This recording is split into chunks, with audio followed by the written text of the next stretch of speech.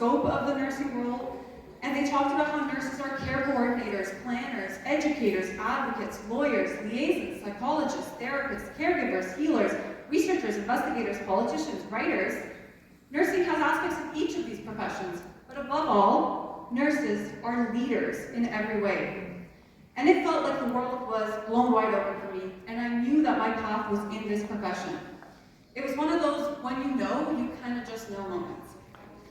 So I started my first nursing job as an RPN in the emergency department up in Richmond Hill. And remember when I said I needed some maturing and grounding to do? Well, there's nothing like a big dose of reality from the emergency department to whip you into shape.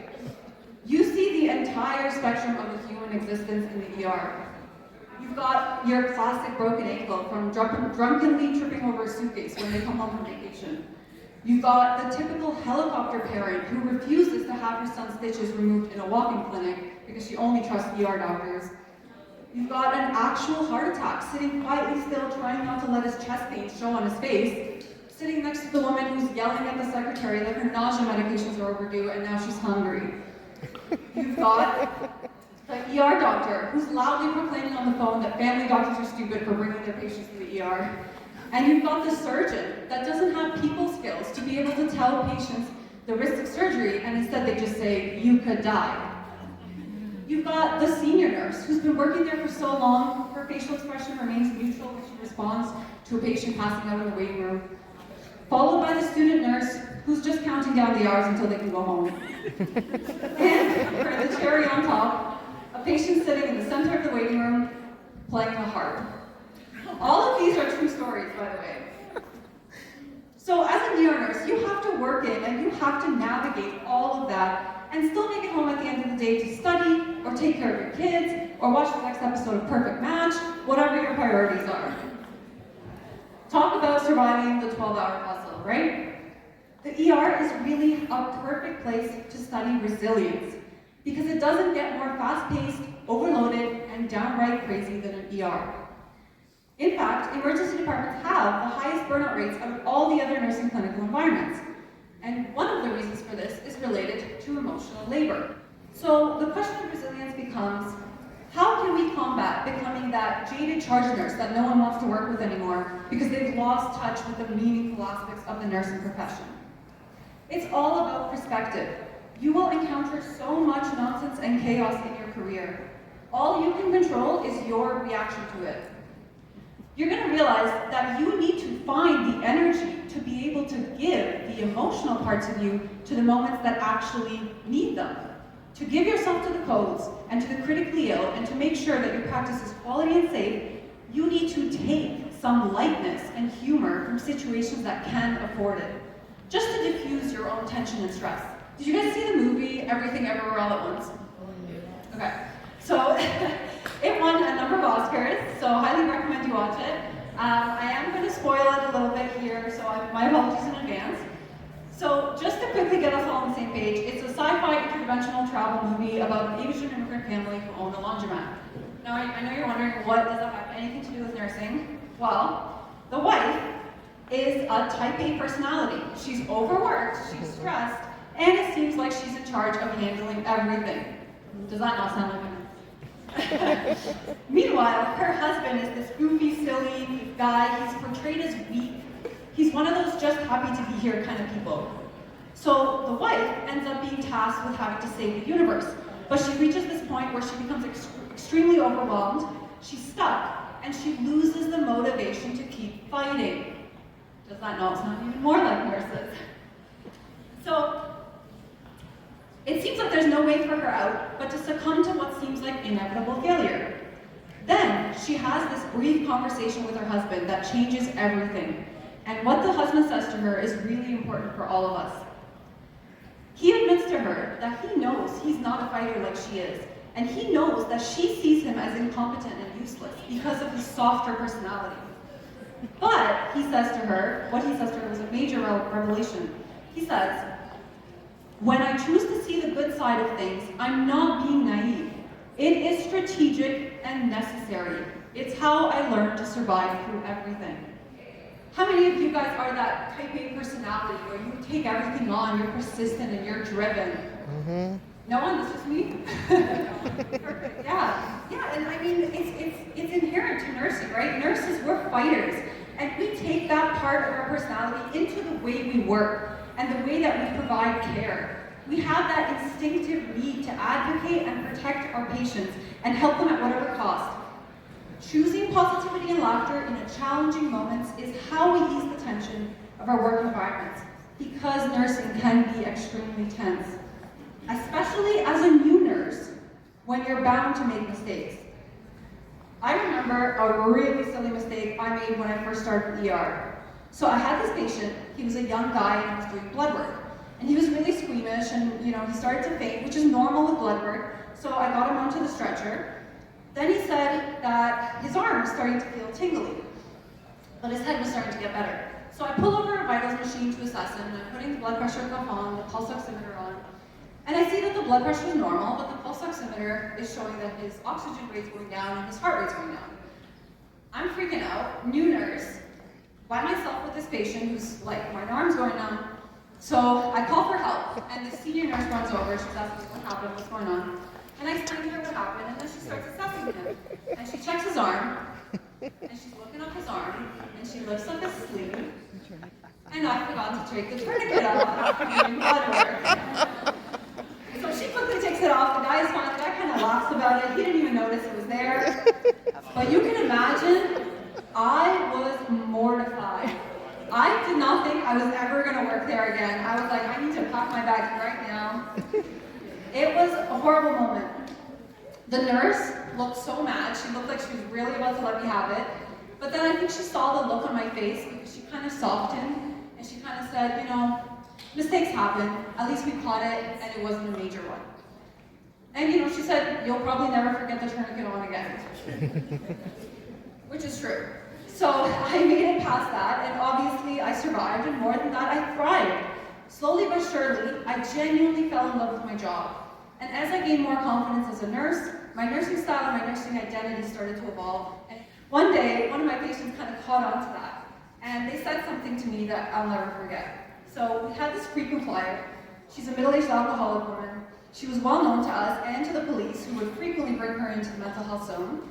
So she'd always be coming in sky-high blood alcohol levels, she'd be joking and laughing with the police, but she was generally pretty cooperative. But one day, she comes into my care and she's in a bit of a mood, and she's putting up a fuss about having to come under Form 1. So I'm trying to reason with her, trying to get her to change into the gown, give us her belongings, and give her the forms, but she's being difficult. So eventually I get fed up, and I say to her, okay, enough. Listen, you know the drill by now, and you have two options. You either cooperate with the policy, change into the gown, or security will have to restrain you and we get it done. You choose, but those are your options. And she kind of glared at me, but she complied. And once she was changed, I approached her again, and I said, is there anything I can get you to make you more comfortable? Do you need some food, some water, some extra blankets? And she kind of looks at me for a moment, and she says, and remember, she's drunk, she says, you're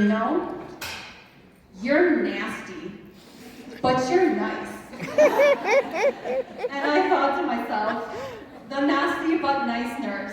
That's going to be the title of my autobiography someday. But the reason I tell you guys this story is, one, because it's funny, and two, because there's duality even in that, right? There's the good and there's the bad, just like in nursing as a whole, and it's up to us to decide which perspective we choose. So fast forward a bit, and the nasty but nice RPM went back to school to bridge and become an RN. And then, COVID happened. The game completely changed, and it hasn't been the same since. The fear and anxiety of working at the literal front door of the hospital with no way of knowing how and when the virus would enter, and next to no way of preparing for it at the time, was completely draining. The fear of bringing the virus home to our families was too much for some staff to cope with. We had no outlet for this stress. We were all living the same unknowns that the rest of society was, but we were the ones with direct, unavoidable exposure to the virus. Nursing, no longer a fulfilling profession. It was a burden on our sanity. No one wanted to be at work. We were all deeply upset. We felt deeply resentful, especially toward government officials who were calling us heroes, yet doing nothing to change the situation that was getting progressively worse in hospitals. This was around the time when I started writing for the Toronto Star. Remember earlier I told you guys about my past life before nursing, and I said that I wanted you to hold on to the thought of past lives. Well, here's where that came back for me. I was at the point where I had so much anger, so much frustration, I felt like I couldn't hold back anymore. I couldn't watch another ridiculous government press conference telling nurses how great we are for powering through COVID. My past life and my current life collided, and they created the harmony that built my resilience. Writing was not only my outlet, but it was a way for me to apply what I had learned in my years of nursing and inspire other nurses and advocate for a profession that I truly love. There was this culture of fear in nursing at the time. Nurses were always told to never speak to the media for fear of losing their jobs. So I think the fact that a nurse was openly publishing articles with their name and everything available to the public was a pretty big deal. But I think a lot of that fear is changing now, and nurses are starting to speak out. When I published my first few articles, I was quite scared of how they would be received, but I just couldn't go on in silence anymore. I felt like the world needed to know how nurses feel, and other nurses needed their feelings validated. To my surprise, honestly, my managers and educators in the Emerge, they were actually the first to voice their support and to tell me to keep going. Then I started getting attention from nursing associations. The president of ONA and the CEO of the RNAO reached out to me voicing support. My biggest project was a 6-part series where I interviewed nurses, doctors, and politicians to cover multiple facets of the nursing crisis. Those are some good stories, but they're for a different talk. So I wanted to show nurses that we can speak out, and we need to raise awareness of the issues we face working in the healthcare system. Speaking of providing better quality care, there was another major movement in my life at the time, and we were opening the new Vaughan Hospital, and half of the Richmond Hill emergency staff was going to be transferred to the new Vaughan Emergency. That was the plan, but COVID halted that in its tracks. Instead, they moved us to the newly opened Vaughan ICU that was specifically funded by the government to open for COVID patients. Working in a COVID ICU at the peak of the pandemic was honestly kind of like working in a morgue. It was utterly and completely depressing. People were dying avoidable deaths, most of them because they refused to get vaccinated. The other major reason they were dying was because they refused to keep their oxygen masks on. Can you believe that? Other countries were literally running out of oxygen at the time, so people were dying. But here we were wasting oxygen because people were bothered by the mask and they would take it off. It was a low that I had never felt. The ethical distress was day in and day out, and I would dread going to work. I've never experienced that before in nursing, not even when I was attending clinicals as a student. There was one patient in my time there, though, that lifted me enough to keep going. He was this little old man who only spoke Spanish, but my grandpa had passed about a year earlier, so I saw my grandpa, who I miss dearly, in this patient. And it was this connection that seemed to push me to spend more time at his bedside, and particularly to encourage him to eat. I would spend extra time making sure he was comfortable and finding Spanish soap operas for him to watch on TV. That was his favorite thing. I don't speak Spanish, mind you, but our connection transcended that language barrier.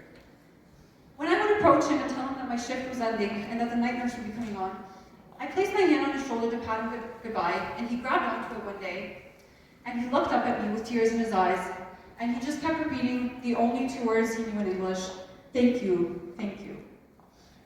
I was reminded in that moment why I was a nurse. I was reminded what this profession means and why we're heroes. That's why it sits like bad sushi in your stomach when they call us heroes on TV, right? Not because we're not heroes. We are. We always have been. But they don't know why we're heroes. They don't see these moments. They don't see how we change patients' lives.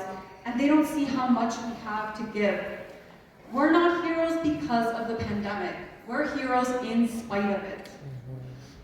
So for those of you keeping track, I have 2 bachelor degrees, a diploma, and I'm now getting my master's. So that's over 10 years straight of school. And I can honestly tell you that school still takes the cake for some of the most grueling, challenging, and miserable moments in my entire career.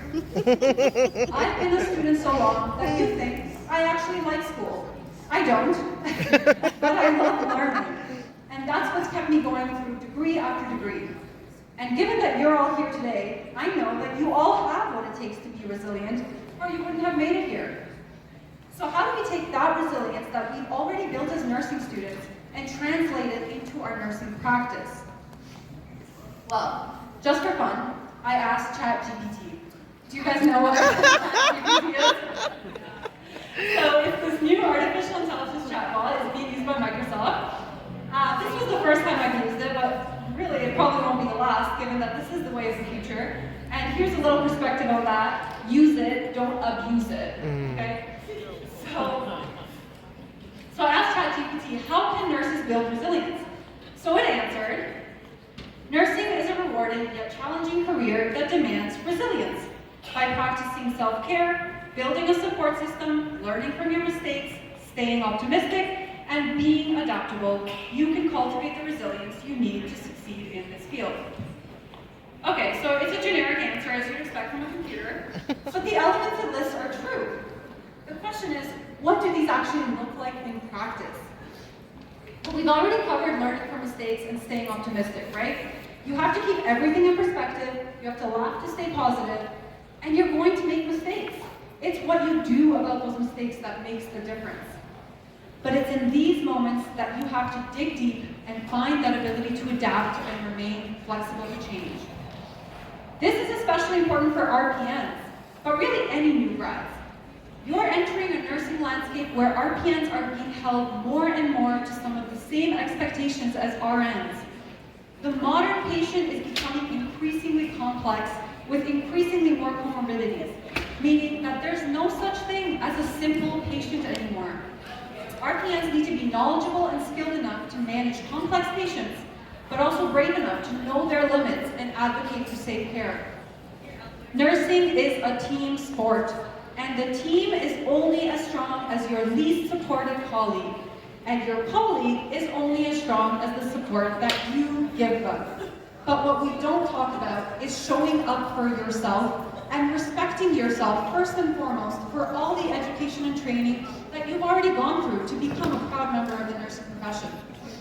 You deserve to do yourself justice and fight for not only the continuation of nursing, but for its advancement as well. Show up for yourself by showing up as a nurse and doing yourself the service of using all the skills you've learned to improve our society and our healthcare system.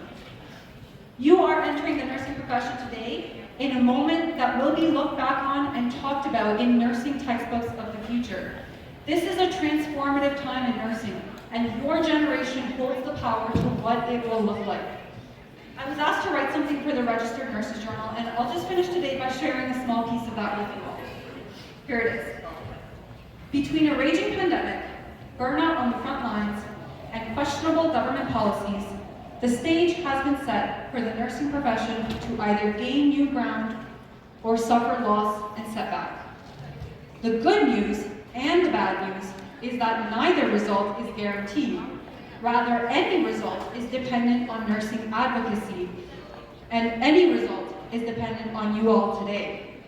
You have a great responsibility, but you also have a great opportunity. And I'd like to welcome you all in advance to what I consider the most beautiful profession. Empower and support each other as nurses in the same way that we empower and support our patients. Nursing demands resilience, and resilience happens in unity. That's my time.